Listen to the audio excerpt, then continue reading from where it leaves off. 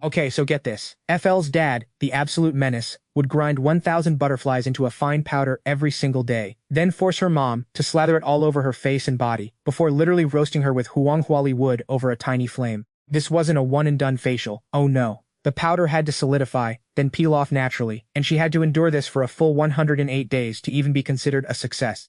Because, surprise, this was a long-lost, forbidden evil cultivation mask technique. Apparently, this ritual could make even an old grandma's skin baby smooth. But at what cost, bestie? Unsurprisingly, it wasn't long before FL's mom started smelling, well, different, a strange, alluring scent. From then on, wherever FL's mom walked, she was literally surrounded by swarms of butterflies. Talk about a butterfly magnet.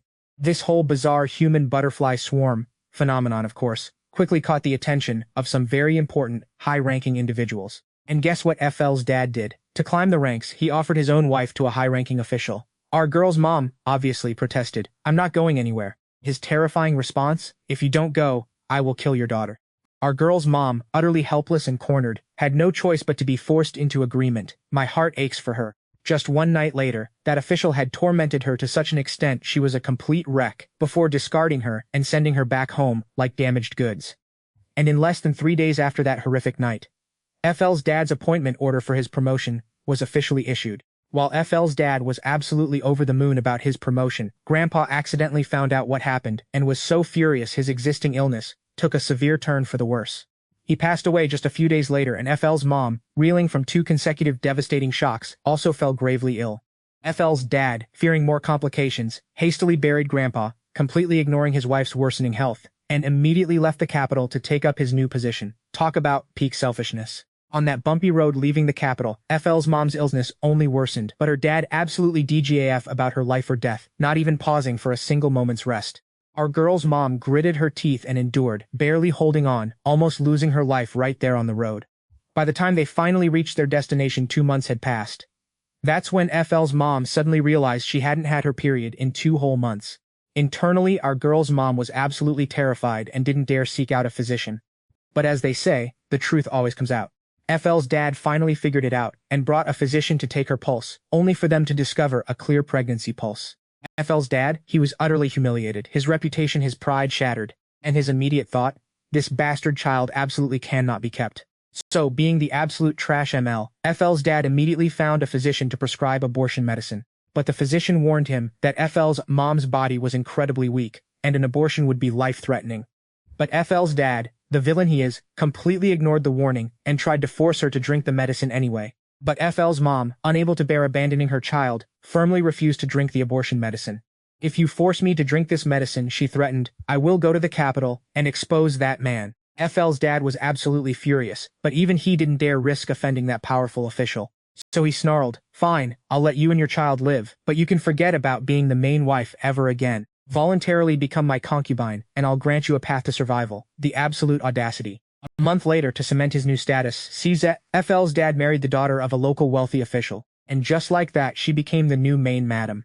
This new Qin Shi, upon seeing FL's mom's ethereal beauty, was immediately consumed by jealousies. "Hello, green tea bitch alert." So she brought tea for FL's mom, only to immediately splash it directly into her face. The sheer audacity.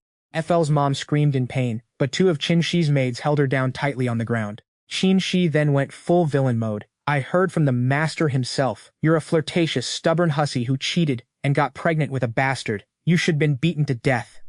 The only reason you and that illegitimate child are even alive is because the master vaguely remembers your family helping him years ago. The master might be benevolent, but I am not. Today, I'm going to teach you some manners. First, I'll destroy that flirtatious face of yours to give you a proper lesson. And if you ever let me catch you acting out again, don't blame me for being truly vicious." With that, she dramatically led her servants away, leaving FL's mom behind. That day, FL's mom tried to find a physician for her burned face, but Qin Shi's maids blocked her, refusing her access to a doctor or even medicine. And just like that, FL's mom's once beautiful face was utterly disfigured. Now here's a twist. While Qin Shi physically tormented FL's mom, she mysteriously made sure that mom was never lacking in nourishing tonics and food. So even when FL was still in her mom's womb, she was getting all the nutrients she needed. Very sus. FL's mom was initially super confused, wondering why Qin Shi was suddenly playing nice with the food.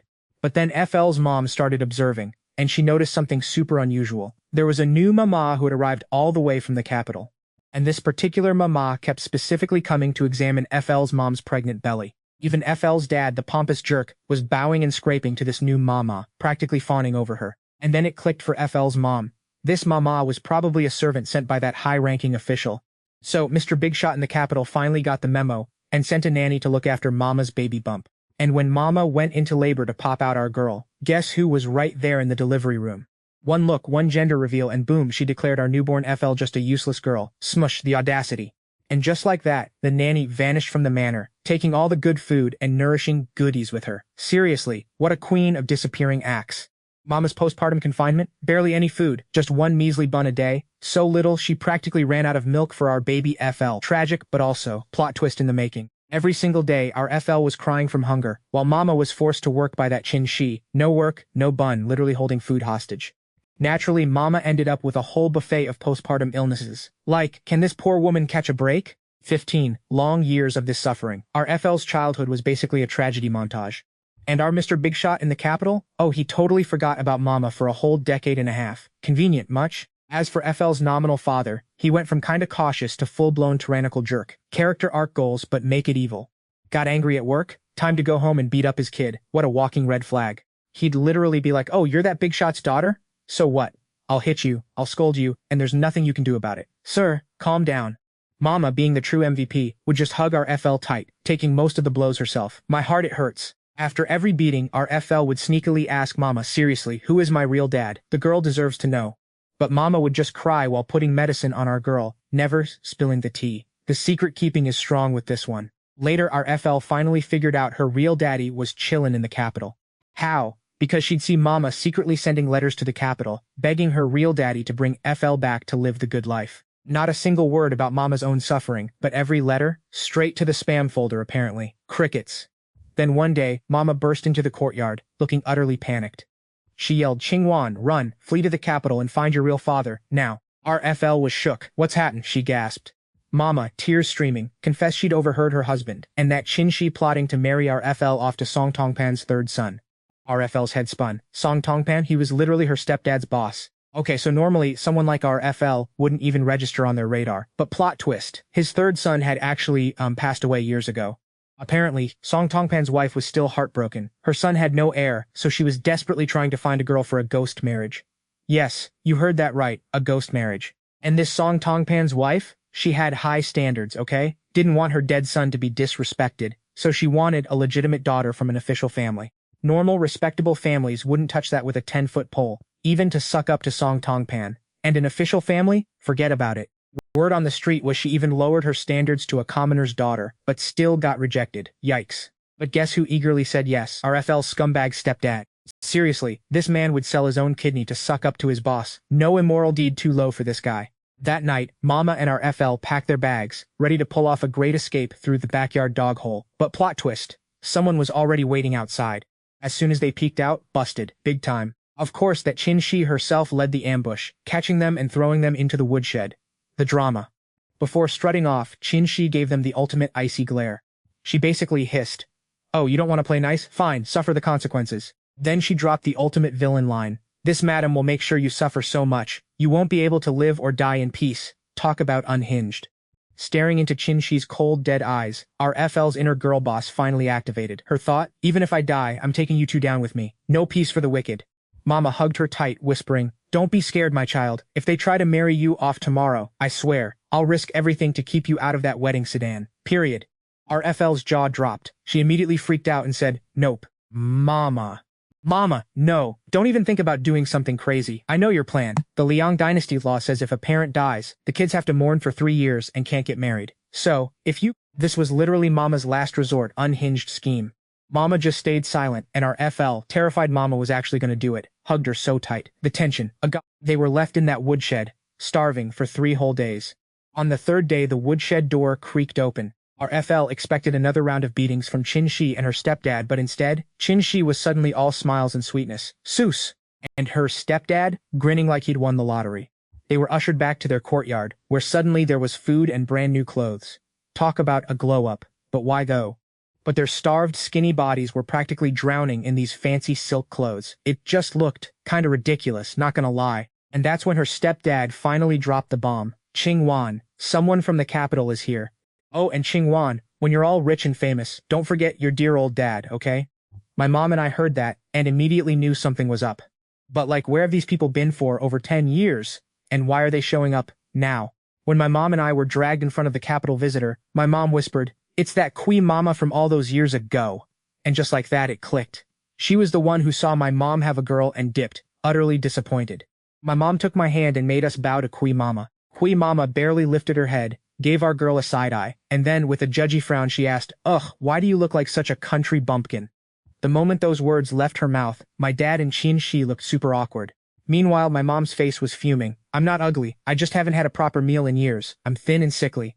Queen Mama paused for a beat, then snapped, "Get her ready. Tomorrow, she's coming back to the capital with me." But like, excuse me mama, why are you suddenly dragging me to the capital? My dad and mom's faces dropped. They were silently losing it, trying to signal me to shut up. Ching Wan is still young. She doesn't know any better. Please mama, don't take offense. Hui Mama just scoffed, then glared at our girl again. The Marquis and his wife have decided to arrange a marriage for you, girl. This old servant is here to personally escort you back to the capital, and whether you like it or not, you're going. I heard what she was really saying, and that's when I found out my biological dad was a whole-ass Marquis. "Willing, so willing, this is Ching Wan's absolute blessing," he said, then gave me a quick side-eye, basically yelling, "Agree, be teach," with his eyes. I turned to see my mom's face looking wrecked, her body trembling, biting her lips so hard. I knew my mom was blaming herself, punishing herself for not protecting me, for letting me be bossed around by randos. I grabbed my mom's trembling hand, then told Kui Mama, "I'll go with you to the capital, but I have to bring my mom." My mom stared at me, shocked. I gently patted her hand, signaling, "Mom, don't say a word. No way." I knew Kui Mama wouldn't agree to this. The Marcus's wife would never allow it. But even if she did, I wouldn't dare take my mom. I just threw that out there, as a bargaining chip. "Okay, fine, I won't take my mom, but you better arrange 2 servants to take care of her, or I'd rather die than step foot in that capital." And just like that, our girl played 4D chess, taking 1 step back to leap 2 steps forward. Kui Mama didn't even hesitate, just nodded and agreed. Score! My dad and Kui Mama quickly decided my departure date, bright and early the very next morning. That night my mom held my hand and cried her eyes out. My mom couldn't bear to let me go, saying it was all her fault for not being able to protect me. I hugged my mom to comfort her. "Mom, going to the capital can't be worse than staying here, right? Even if my bio dad isn't exactly showering me with paternal love, the Marquis's family is all about keeping up appearances. At least he won't be as utterly shameless as that trash adoptive father of ours. That man who tried to sell his wife and kids." My mom knew there was no other way now, so she just helplessly agreed. That night my mom kept me up talking all night long. Bright and early the next morning, Kui Mama arranged for people to whisk my mom out of the manor, settling her into a tiny house on a different street. Plus, she left 2 maids to look after her, then practically shoved our girl into the carriage, ready to drag her away. Inside the carriage, I watched my mom chasing after us, running and crying, even falling a few times. My heart was just shredded. Finally, I had to harden my heart and pull down the curtain, because I didn't want my mom to see that I was also sobbing a whole damn river. I had to go. Only by leaving this place for the capital could I finally have a chance to become stronger, to be able to repay all the suffering my mom and I had endured. For half a month on that carriage, Kui Mama kept drilling all sorts of rules into me. Even when I messed up and Kui Mama whacked me with her little switch, I didn't complain. Not one bit. I knew this was low-key good for me though. Kui Mama was super strict about manners, but when it came to food, she totally spoiled me. She kept feeding me all sorts of tonics, and in just half a month I gained a good amount of weight, and my complexion looked way better. I also learned my biological father was the Ningyuan Marquis. Yi Zhongyuan, a notorious playboy, had no sons to his name. Besides me, he already had 3 other daughters. The eldest miss married the Zhenyuan Great General, and the second miss snagged the son of the Ministry of Personnel's vice minister. My current marriage arrangement was originally meant for the 3rd miss, but Yi Zhongyuan said no, so he immediately thought of our girl here. Only when they were almost at the capital did Kui Mama drop the bomb. My marriage was actually decided by the Empress Dowager. She wanted the Ningyuan Marquis' 3rd miss to enter the palace and become a concubine. Becoming a concubine in the palace is usually a huge flex, something many people would literally kill for. But the current emperor is literally coughing up blood, and all the imperial doctors say he only has like 3 years left to live. Yikes. All the big shots in court are already low-key picking sides, and the one with the highest hopes of inheriting the throne? That would be the emperor's full brother, and Yang Wang. Meanwhile, the current Empress Dowager, trying to stabilize the court, decreed an imperial arranged marriage for Ningyuan Ho's 3rd young miss to enter the palace as a concubine.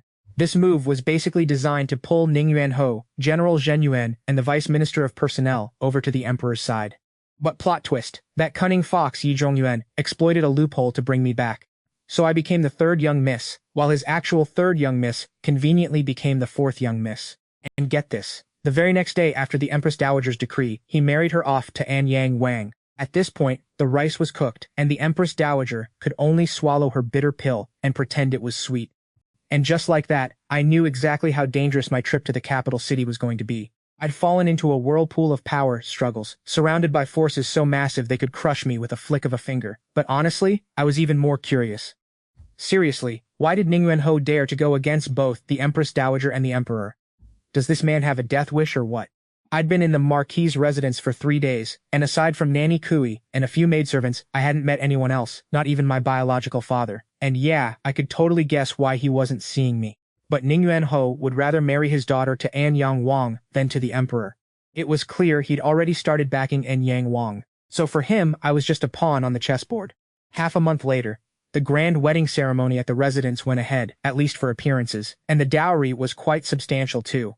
The palace palanquin came to pick me up, waiting at the gates, and I, dressed in my wedding attire, was helped out the main door by my maidservants. From start to finish, I still didn't get to see Ning Yuanho. I turned my head to the person leading the bridal procession and said, "I want Nanny Kui to come with me as part of my dowry." The butler heard this and immediately rushed inside. A moment later, he came back out, leading Nanny Kui with him. "Third young miss, be careful, the path is slippery. This old servant will see you off as you marry." Okay, Nanny Kui helped me into the bridal palanquin, and the procession began its journey towards the imperial palace. The emperor conferred upon me the title of Jingfei, residing in Furong Palace, but even now there was no sign of his majesty. Only a small imperial eunuch came to relay a message. The emperor is busy with state affairs, and has already retired to the imperial study to rest. On my first wedding night, the emperor wouldn't even let me serve him in the bedchamber? Is this some kind of joke? Nanny Kui, come help me remove these hairpins. Your Highness, no need to overthink it. The emperor isn't doing this because you're a substitute bride. All the concubines who've entered the palace before you have been treated the same way.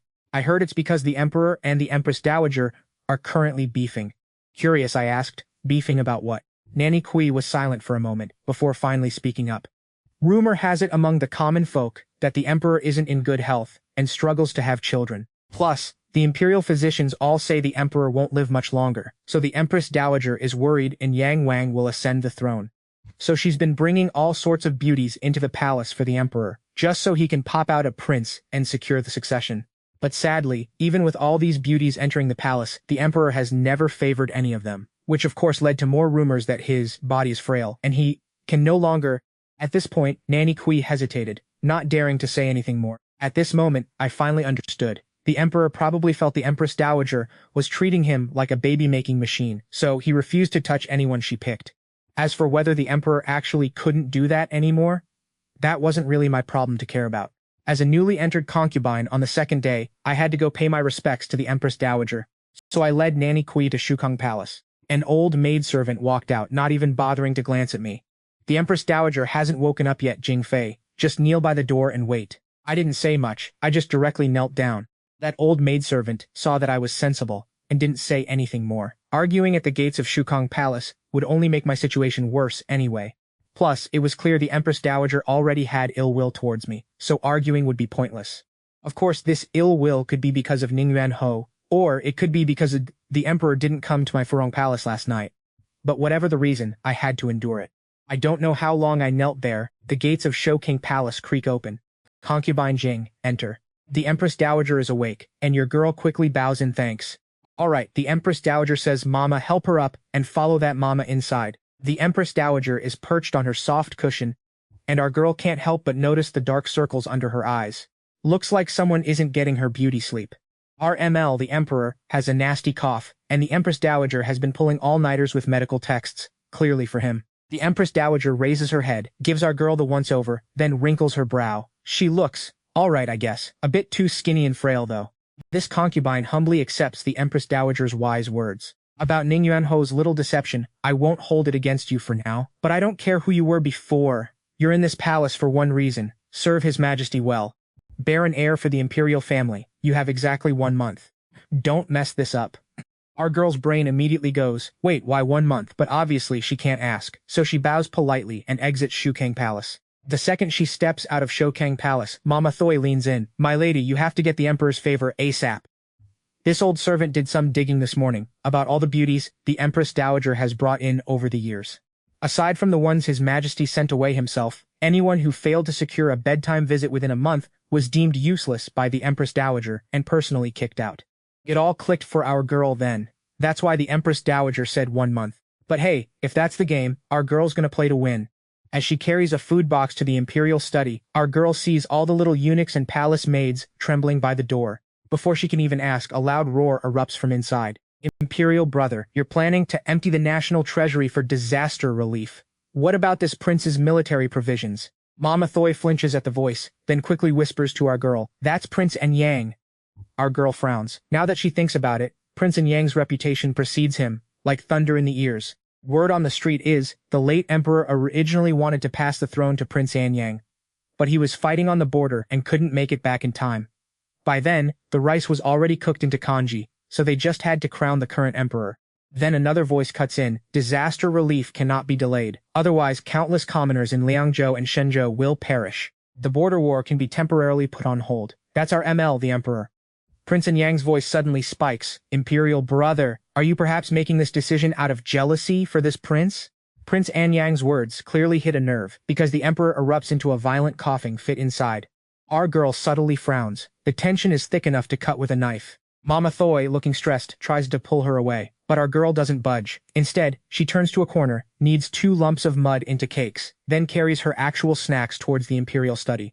She enters the imperial study to find the 2 men glaring at each other, the air still crackling with tension. This concubine greets your majesty. This concubine knows your majesty worked late into the night approving memorials, and it must have been exhausting. So this morning, I've prepared some snacks for your majesty to try. Rise. The emperor's voice sounds a bit hoarse, maybe from all that coughing. Our girl stands, slowly walks to his desk, and sees that the emperor is very handsome, even more so than anyone she's ever met before. It's just that his face is incredibly pale. Your majesty, this is a silver ear and snow pear soup. Please have a taste. Our ML takes a sip, and his complexion actually brightens a little. Only then does our girl turn to look at Prince Anyang, who's still standing in front of the desk. Prince Anyang truly lives up to his reputation as a battle-hardened general. His appearance is a bit more rugged. Your Highness must also be tired. This concubine has prepared some snacks. Would you care to try some? Our girl says, picking up one of the cakes, and walks to Prince Anyang, offering it to him. Prince Anyang scoffs coldly, takes the cake, and casually shoves it into his mouth. But after 1 bite, he immediately spits it out. You hussy, how dare you mock this prince, feeding this prince mud? As soon as he yells this, even our ML looks over, intrigued. Our girl just smiles, breaks the other cake in her hand in half, revealing the mud inside. Then, under the shocked gazes of both Prince Anyang and our emperor, she eats half of that mud cake herself. Prince Anyang fumes. What are you trying to say? Your Highness finds this hard to swallow? That's only because your Highness has never truly known hunger. I've heard that the commoners in Luzhou and Shenzhou have already eaten all the tree bark and grass roots they could find. If the imperial court doesn't provide relief, they'll have no choice but to eat Guanyin soil. Does your Highness know what that entails? Eat this, your lower abdomen will bloat and ache, a pain you'd wish on your worst enemy. Eat too much, and your stomach will literally burst, ending your life in excruciating pain. At this point, Yang Wang and Huang Shang totally got what your girl was throwing down. And Yang Wang side-eyed Huang Shang with a mocking smirk like, oh, Imperial bro, you can't even control your own concubines now? Is the harem officially running the whole government show? Huang Shang's face immediately went dark. Our girl boss, ever the quick thinker, quickly continued. Just now, your concubine totally overheard Yang Wang accusing Huang Shang of being jealous of his victory against Oirat, claiming that's why all the National Treasury's silver went to disaster relief. Your girl here just found that absolutely hilarious, and honestly, it just solidified that the previous emperor picking Huang Shang as his successor was a stroke of absolute genius. And Yang Wang, steaming mad, raised his hand to smack me. But our queen wasn't having it. Oh, prince, you can hit your concubine, but it wouldn't be a great look if word got out that you're just out here, beating up imperial consorts in the palace now, would it? And Yang Wang slowly lowered his hand, glaring daggers at our girl. Huang Shang, our pretty boy ML, literally has a heart of gold, treating his people like his own children. But in Yang Wang? Oh, he's just out here flexing his glorious achievements and completely forgetting about the actual people. Cao Qi already knows this, right? Aren't there soldiers serving Anyang Wang who are from Liangzhou? Or Shenzhou, for that matter? If they knew Anyang Wang was neglecting their families for his own glory, would they really stay loyal to him, asking for a friend? And Yang Wang just stared our queen down, cold as ice, and sneered, sharp tongue. This prince isn't about to bicker with a mere woman.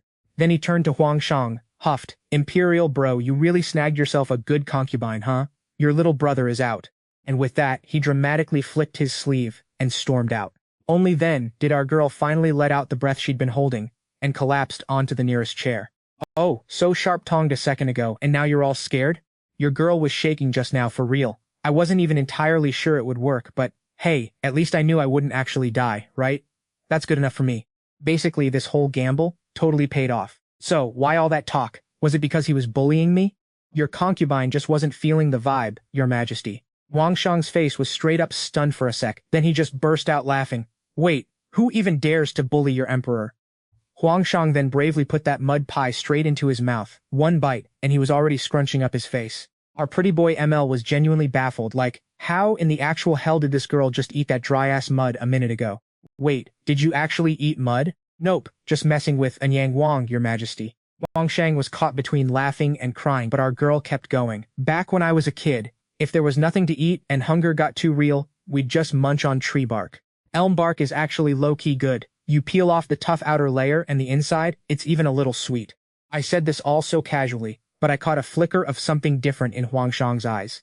Time for round 2. Our queen decided to hit him with another truth bomb. Before, my mom and I, that's exactly how we survived, day to day. My mom always said, if a natural disaster hits, even tree bark isn't guaranteed. Being able to eat tree bark means you haven't hit rock bottom yet. You just need to live, Prajin. Our pretty boy ML muttered those words. Wang Shang just kept murmuring those two words. Just live.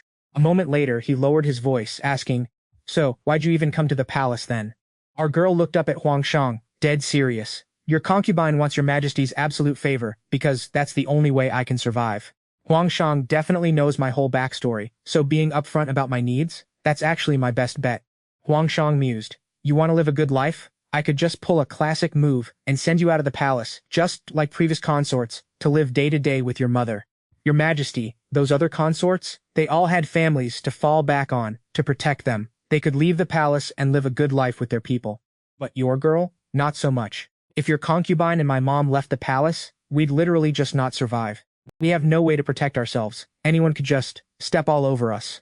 Huang Shang was silent for a long moment, then slowly pulled his hand back. You may go.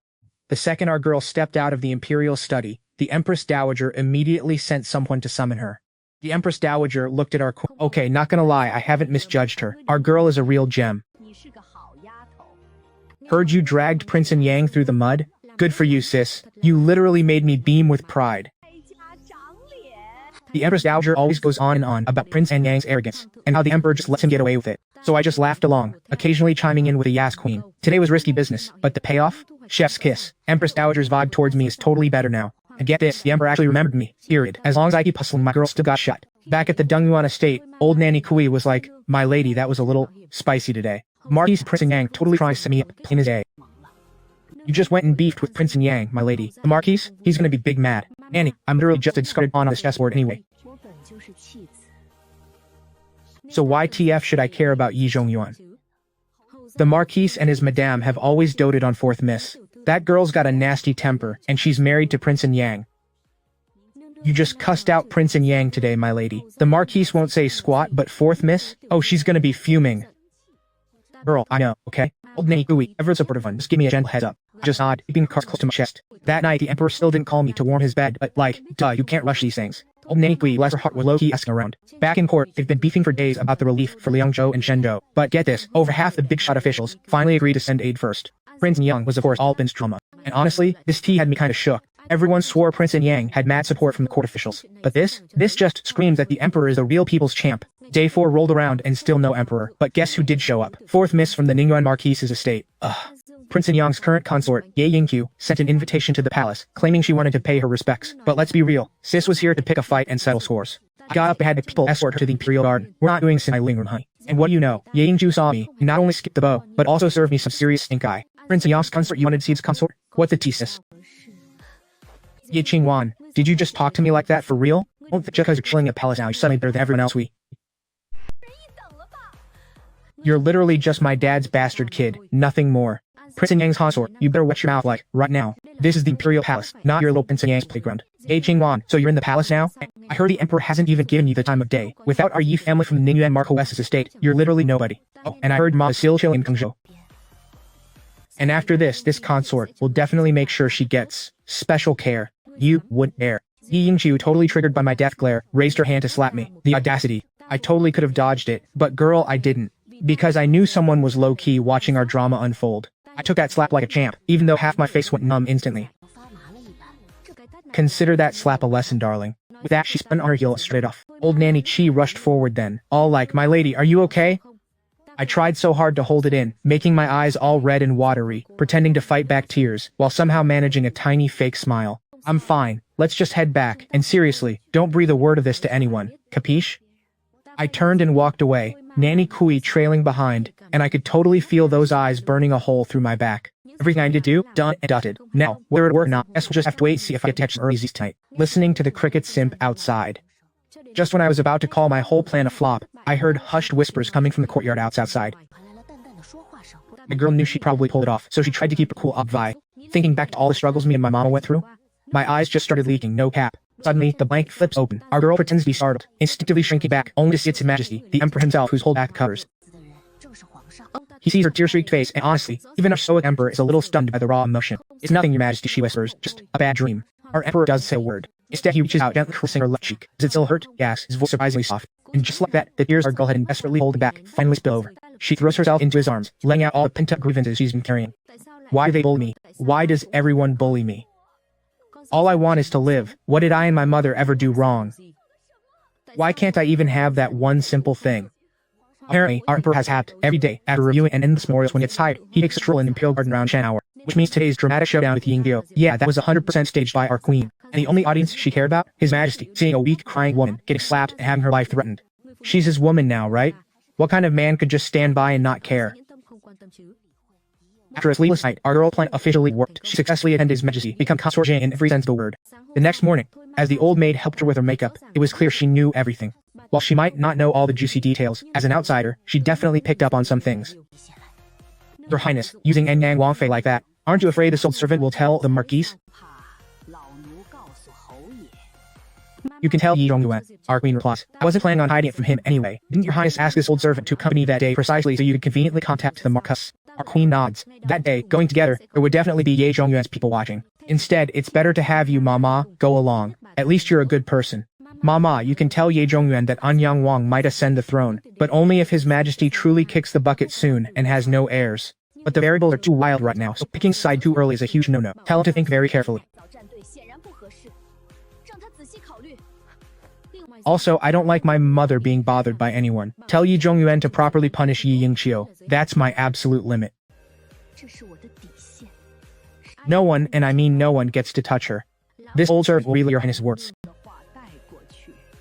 Yi Zhongyuan? I've never met the man, but I can already tell he's a master schemer. Our girl knows he'll reevaluate everything now that she's officially attended His Majesty. And sure enough, the Marquis, believing she's conceited, immediately sent a literal mountain of tonics to her Fusong courtyard. He even had the maid tell her all the secret ways to increase her chances of getting pregnant after attending His Majesty, stuff our queen had never heard before. Even with her thick skin, she can't help but blush a little. OMG, the gossip. The Empress Dowager smiles, taking our queen's hand. Jia's judgment is indeed excellent, she praised herself. Our queen flashed a flattering smile, pretending to forget that the Empress Dowager had called her utterly useless the day she first entered the palace. The audacity. That evening, our emperor arrives early. Seeing the mountain of new things in her room, he frowns. Did the Empress Dowager send these? Our queen nods. It's obvious His Majesty isn't a fan of the Empress Dowager. Return all of it tomorrow, he states. Your Majesty, she asks, may your concubine find someone to plant 2 elm trees in the courtyard? It's the kind of tree I mentioned before, the one with bark that can be eaten. You really like elm trees? He asks, a little surprised. Your concubine loved them dearly. My mother used to say, elm trees are treasures, symbols of hope. Are the common people truly reduced to eating tree bark, because they have nothing else? Does that mean this emperor is utterly useless? He murmurs, looking heartbroken. The common people don't ask for much, Your Majesty. They simply wish to be full. Though Your Majesty has only been on the throne for 3 years, in your concubine's eyes, you are a good emperor. A good emperor? Don't flatter me. After ascending, Your Majesty truly thought for your people. You didn't wage war, you practiced frugality, encouraged agriculture, and allowed the common folk to rest. The common people's lives are much better now than in previous years, Your Majesty. The common people need your majesty. The common people need me. Yes, your majesty. The common people desperately need you, and your concubine needs you too.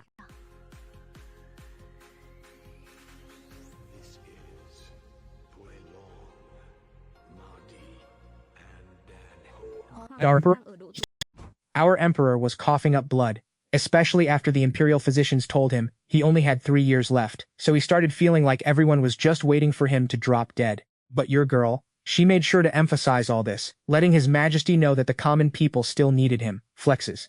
I mean, sure, the emperor's coughing blood might not be curable, but there are totally records of people with this exact condition living to a ripe old age. Okay? The emperor looked at me with this super serious face and was like, Qingwan, let's have a prince. Mic drop.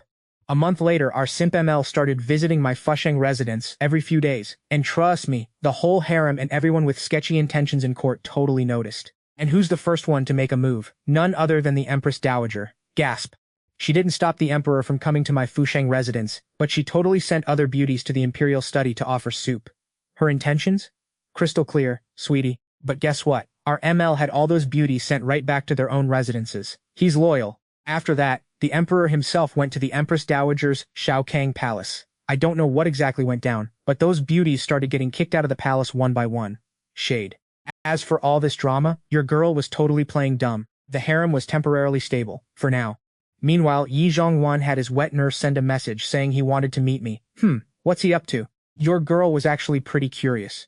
Back when I was at the Marquis residence, he avoided me because he was scared An Yang Wang would misunderstand. Now he dares to show his face? The audacity!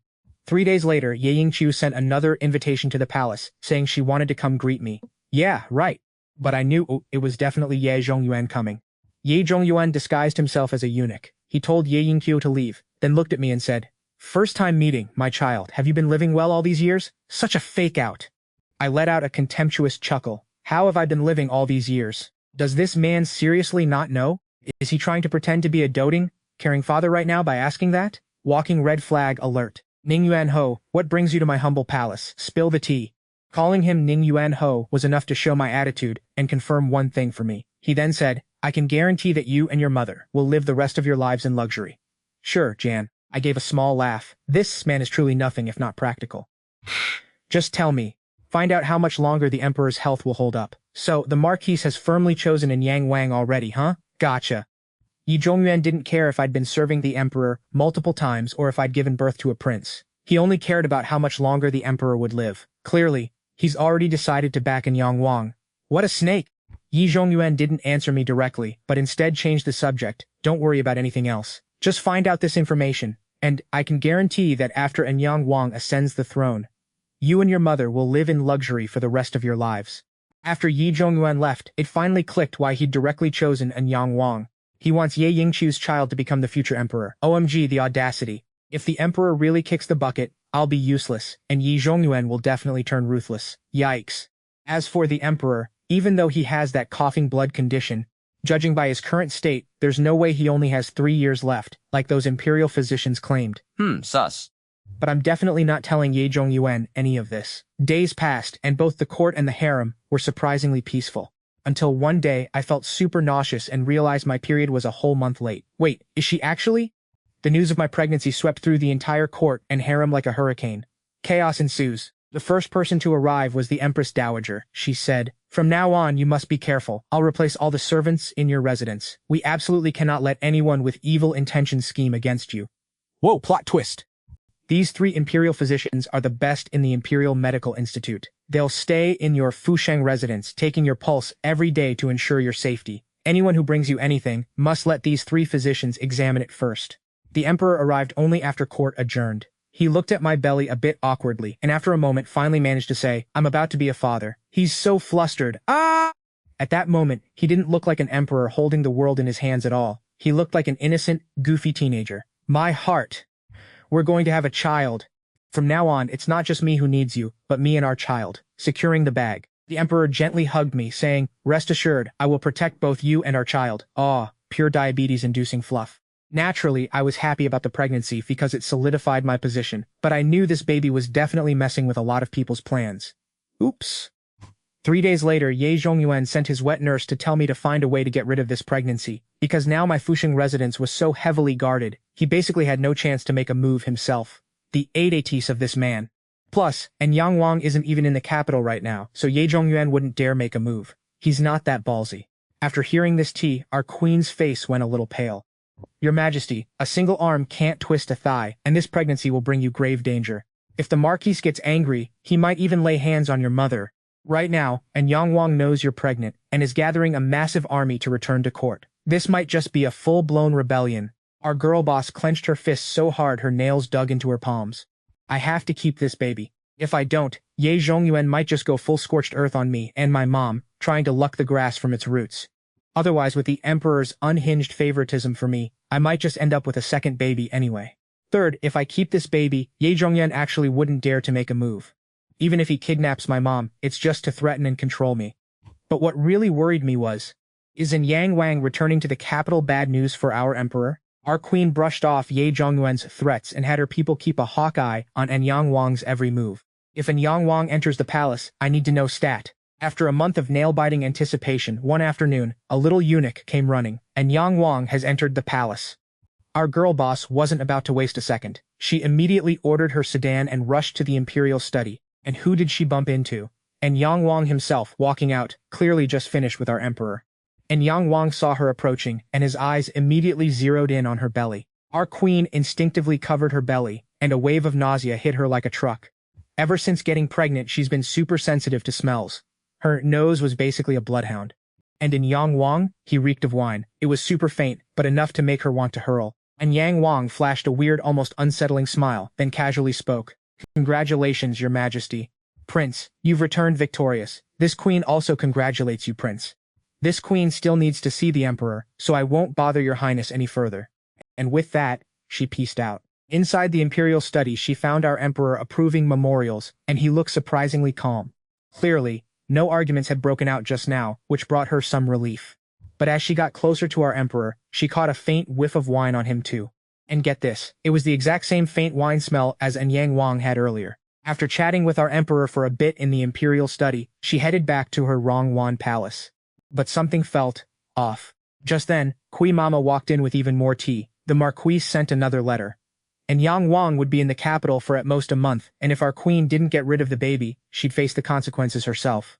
Our queen looked at Kui Mama, thought for a moment, then asked, Mama, if two people can't stand each other, would they really be sitting down to drink wine together? Kui Mama replied, absolutely not, Your Majesty, unless they're pretending to dislike each other. Kui Mama's words sparked a sudden blinding revelation in our queen's mind. Everyone always said our emperor and Yang Wang were basically sworn enemies. But for years, despite their little spats, there's never been any real intense conflict. And Yang Wang, to become a literal iron-capped prince, has to be insanely intelligent. If he actually wanted to be emperor, he wouldn't be using disaster relief funds for a war, just for optics. No, these two have clearly been putting on a show this whole time. The only question is, what's the endgame of